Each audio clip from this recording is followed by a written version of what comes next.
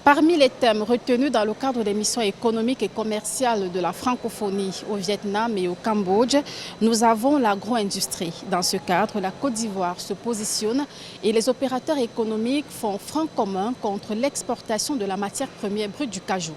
Pour ces derniers, il n'est pas question que l'Afrique exporte sa matière première de cajou, mais elle devrait plutôt importer l'expertise de l'étranger afin de transformer localement toute sa production.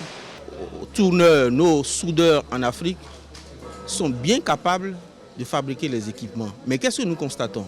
Nous constatons que les matériaux utilisés pour fabriquer les équipements ne sont pas aussi solides et adaptés que les matériaux qui sont utilisés ici au Vietnam.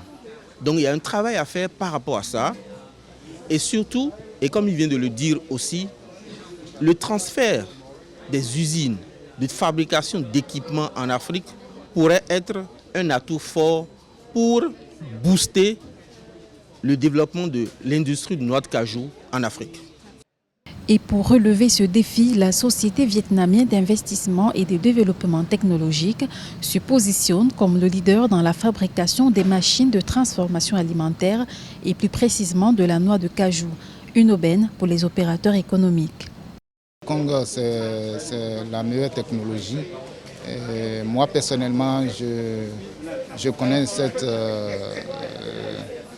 cette société depuis 2014 exactement. Et ils m'ont envoyé leur palmarès. J'ai contacté pas mal d'usines de part dans le monde qui m'ont confirmé, qui m'ont recommandé à Mekong Technologies.